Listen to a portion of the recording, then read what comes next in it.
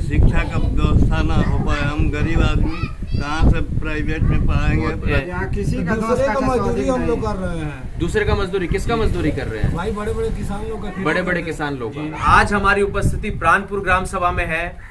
प्राणपुर ग्राम सभा जो कि 360 फेफना विधानसभा में आता है, गरवान ब्लॉक में आता है, और जो गांव है वो हरदिया है। हमारे साथ यहाँ कुछ गांव के लोग बैठे हैं। पकड़ा के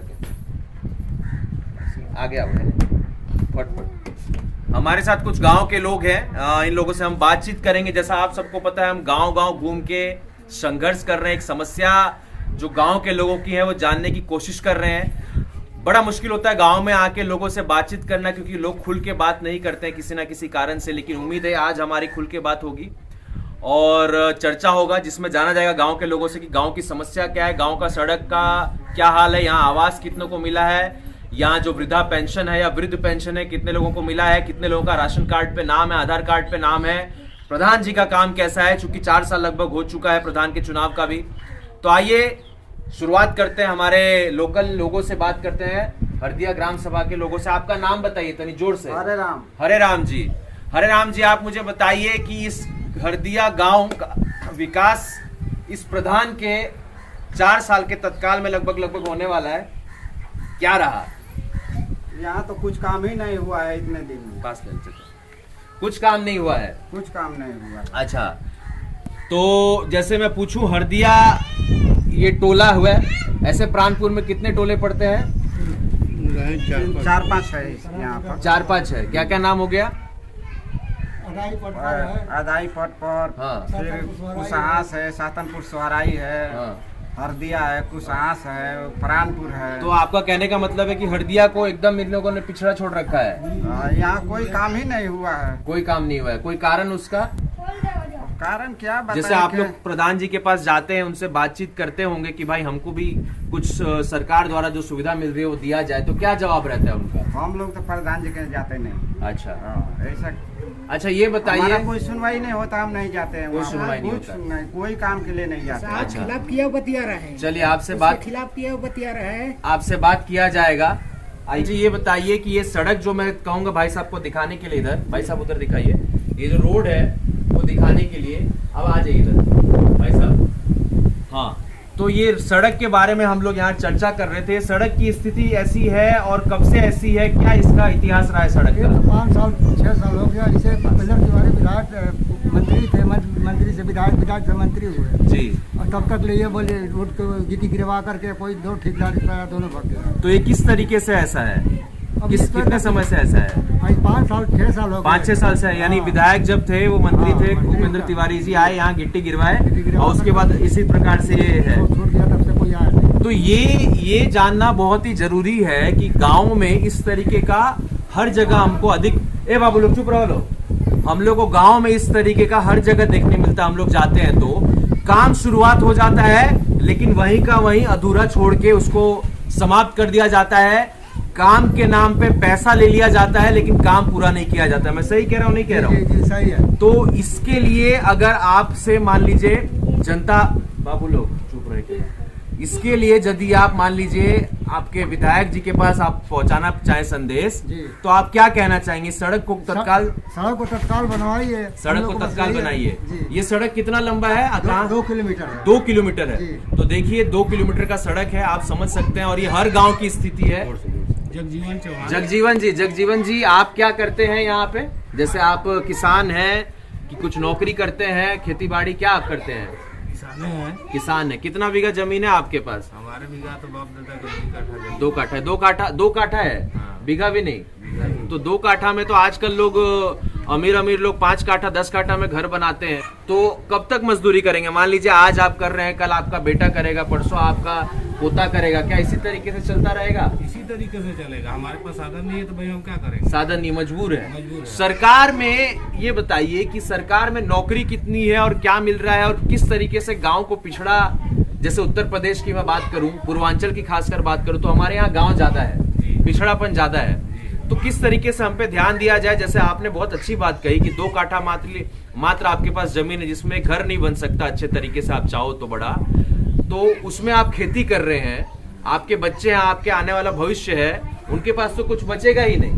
कुछ नहीं बचेगा। तो क्या ऐसा कमी हो जाता है कि हम लोग पिछड़े के पिछड़े रह जा रहे हैं, खासकर पूर्वांचल में बलिया जिला की बात करें तो?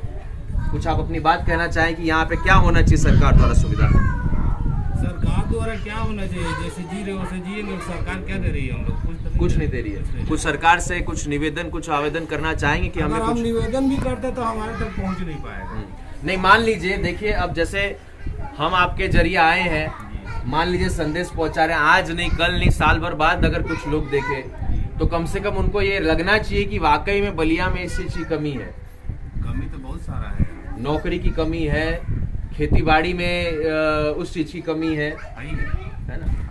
चलिए, तो आपका रोजी रोटी किस तरीके से चलता है? मजदूरी करते हैं। मजदूरी करते हैं। अच्छा अच्छा, बड़ी समस्या है। घर में कितने परिवार हैं आपके? घर में तो हमारा मतलब पूरा बताए। हाँ, आपके घर में कितने लोग? मेरे घर में तो 5, 10, 12, 13, 14। और कमाने वाले कितने हैं? कमाने वाले 3। 14 लोगों में 3 जन, आप सोच सकते हैं, बड़ी समस्या है। और इसीलिए हम आते हैं गांव में कि लोगों का समस्या जब तक नहीं दिखेगा तब तक गांव और देश कैसे सुधरेगा। आप कुछ कहना चाहेंगे? मनोहर चौहान। मनोहर जी, आप, हमें लग रहा है आप और हमारे भाई साहब सबसे सीनियर हैं। सीनियर के नाते आप बताइए कि पहले से अब में क्या अंतर है और किस तरीके से अब भी, जैसे हम चीजों के लिए, चूंकि मोदी जी कहते हैं कि आजादी के 77 साल हो गए, इतने समय तक हो चुका है। पहले से अभी करीब 40% तो ठीक है। 40% ठीक है, लेकिन प्राइमरी स्कूल में जो है टीचर समय से आते नहीं हैं, समय से बच्चे को शिक्षा नहीं देते हैं, तो कहाँ से बच्चे पढ़ पाएंगे? आप आज यदि हाई स्कूल कैसे हूँ पास भी हो गए तो कंपटीशन में जाएंगे, तो प्राइमरी स्कूल का मान ही नहीं है। जब पढ़ाई होगा ही नहीं तो मान क्या होगा? देखिए कितनी कुर्सी पे पैर रख के बैठ जाते हैं बच्चे, उधर खेल रहे हैं। देखिए कितना अच्छा बात कहा इन्होंने कि प्राइमरी स्कूल में बच्चों को भेजते हैं, तो भाई साहब भी जैसा कह रहे हैं, मास्टर आते हैं, वहाँ कुर्सी लगाते हैं, पाँव रख के बैठते हैं, अपना क्लास खत्म, घर गए, बच्चे लोग अपना घर आए, बच्चे खेल रहे हैं, काम खत्म। और प्राइमरी स्कूल से अगर पढ़ के आगे भी जाते हैं, 12वीं के बाद अगर जैसा हमारे बाबूजी ने भी कहा, कंपटीशन की तैयारी करते हैं। आजकल कंपटीशन का जमाना ही है। जमाना ही है, सही बात है। कुछ माने नहीं जब जाता है। इसका कुछ माने नहीं है तो वो कंपटीशन इतना मुश्किल हो जाता है, क्योंकि जो शहर से पढ़े हुए लड़के होते हैं, जो अच्छे स्कूलों में, प्राइवेट स्कूलों में जो पैसे दे के पढ़ते हैं, जो पूंजीपति के लोग होते हैं, तो वो कंपटीशन में बहुत मुश्किल हो जाता है गांव के लोगों को टिकना। जी। तो कुछ सुधार जैसा आप सरकार से निवेदन करना तो चाहेंगे? हम लोग की मजबूरी वही रह जाती, वही रह जाती। वही शिक्षा का कारण है जो कि आज के आज हम लोग जी, जो कि हम लोग शुरू से हमारे बाप दादा किसानी का काम करता है, दूसरे का मजदूरी करता है, वही आज तक गाँव हम में लोग किसी भी का करते खेत नहीं है, 10 कट्ठा 5 कट्ठा से अधिक किसी का नहीं। इतना हमारे गांव में मौजा है।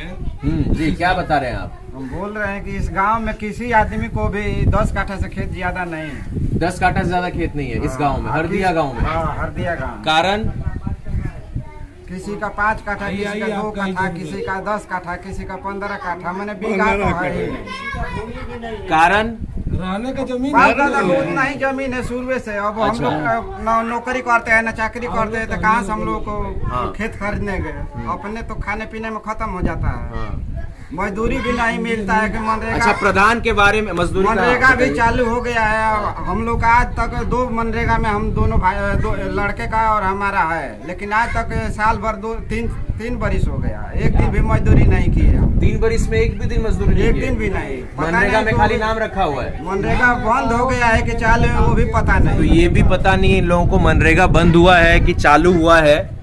मनरेगा बंद हुआ है कि चालू हुआ, ये भी नहीं पता है। 3 साल से, जैसे हमारे भाई साहब बता रहे, इनके और इनके बेटे का नाम है, लेकिन एक बार भी आपको कुछ वहां से मिला नहीं है, 1 रुपया नहीं मिला है। तो यही स्थिति है। अब आप मुझे बताइए, कितने लोगों से पूछ लिया आप केंद्र में, अच्छा ये इधर दिखाइए, किसी को यहाँ, भैया भाई साहब, किसी को यहाँ मनरेगा में कुछ मिला है?